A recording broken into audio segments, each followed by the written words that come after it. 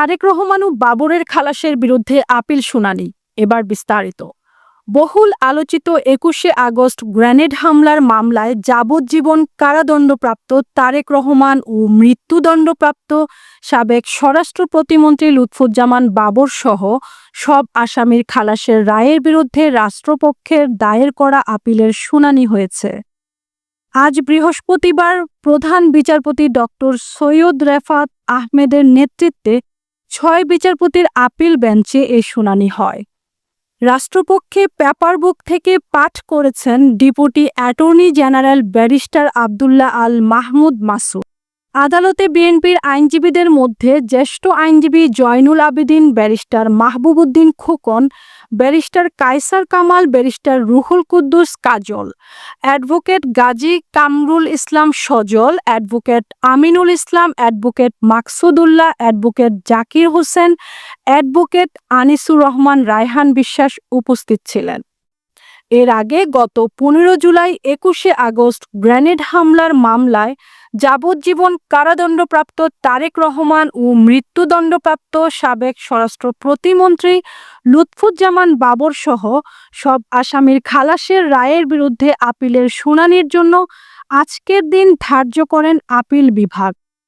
গত ১ জুন ২১শে August grenade হামলার মামলায় যাবজ্জীবন কারাদণ্ডপ্রাপ্ত তারেক রহমান ও মৃত্যুদণ্ডপ্রাপ্ত সাবেক স্বরাষ্ট্র প্রতিমন্ত্রী লুৎফুজ্জামান বাবর সহ সব আসামির খালাসের রায়ের বিরুদ্ধে রাষ্ট্রপক্ষকে আপিলের অনুমতি দেন আপিল বিভাগ। হাইকোর্টের রায়ের বিরুদ্ধে রাষ্ট্রপক্ষের লিভ টু আপিল মঞ্জুর করে প্রধান বিচারপতি ডক্টর সৈয়দ রেফাত আহমেদের নেতৃত্বাধীন আপিল বিভাগ এই আদেশ দেন।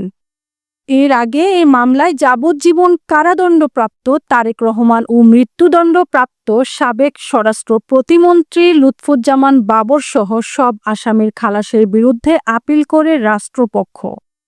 গত ১২ জানুয়ারি ২১শে আগস্ট গ্রেনেড হামলা মামলায় যাবজ্জীবন কারাদণ্ডপ্রাপ্ত তারেক রহমান ও মৃত্যুদণ্ডপ্রাপ্ত সাবেক স্বরাষ্ট্র প্রতিমন্ত্রী লুৎফুজ্জামান বাবর সহ সব আসামিকে খালাস দেন হাইকোর্ট।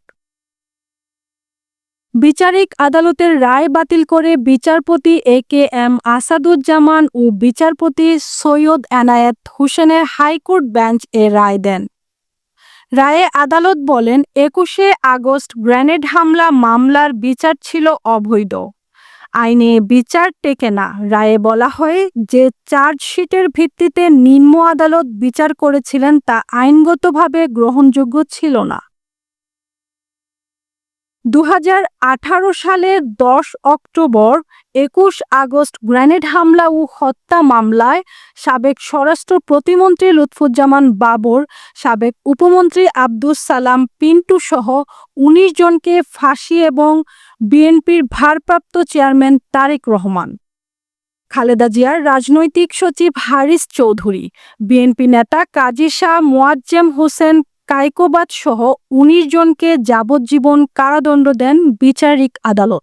পরে ওই বছরের ২৭ নভেম্বর মামলার বিচারিক আদালতের রায় প্রয়োজনীয় নথি সহ হাইকোর্টের ডেথ রেফারেন্স শাখায় এসে পৌঁছে।